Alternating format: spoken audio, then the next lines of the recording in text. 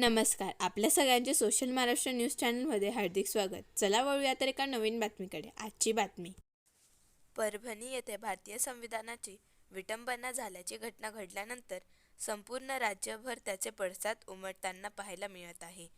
धुळे शहरात देखील आज या घटनेचा निषेध करण्यात आला. शहरातील डॉक्टर बाबासाहेब आंबेडकर यांच्या पुतळ्याजवळ तसेच जिल्हाधिकारी कार्यालयात समस्त आंबेडकरी अनुयायांच्या वतीने निदर्शने करण्यात आली.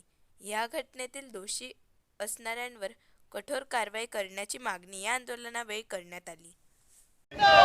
भारतीय संविधान जिंदाबाद, भारतीय संविधान जिंदाबाद. डॉक्टर बाबासाहेब आंबेडकरांचा जय हो. डॉक्टर बाबासाहेब आंबेडकरांचा जय हो. परभणीत झालेल्या घटनेचा जय हो. परभणीत झालेल्या घटनेचा जय हो.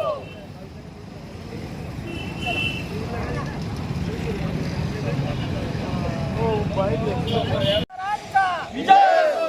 विश्वरत्न डॉक्टर बाबासाहेब आंबेडकरांचा विजय भारत रत्न डॉक्टर बाबासाहेब आंबेडकरांचा भारतीय संविधानाची तोडफोड करणाऱ्या हरामखोरांचा.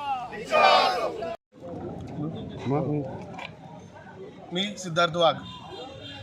परवा रोजी परभणी येथे भारतरत्न डॉक्टर बाबासाहेब आंबेडकर यांच्या स्मारकालगत असलेले भारताचे प्रतीक भारतीय संविधानाची प्रतिमेचे परभणीतील काही माथेफिरू समाजकंटकाच्या वतीने तोडफोड करण्याचा प्रयत्न करण्यात आला.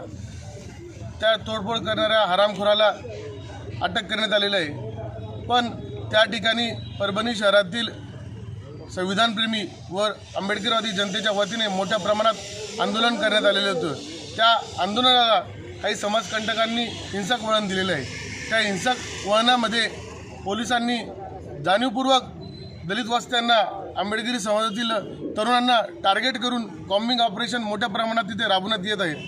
आमची या ठिकाणी धुळेकर जनतेच्या वतीने, सर्व संविधानप्रेमी, सर्व आंबेडकरी जनतेच्या वतीने परभणी पोलीस प्रशासनाला इथून आवाहन करतो आहे की तात्काळ तिथलं कॉम्बिंग ऑपरेशन थांबवण्यात यावं व त्या ठिकाणी आंदोलन करताना जे गुन्हे दाखल करण्यात आलेले आहे ते गुन्हे देखील मागे घेण्यात यावे आणि ज्या तोडफोड करणाऱ्या समाजकंटकाच्या मागे सूत्रधार कोण आहे याची सखोल चौकशी करून त्याला तात्काळ अटक करण्यात यावी अशी आमची मागणी आहे. जय हिंद. बातमी आवडल्यास चॅनलला लाईक व सबस्क्राईब करा व दररोज अशा नवनवीन बातम्या पाहण्यासाठी चॅनलला फॉलो करा. धन्यवाद.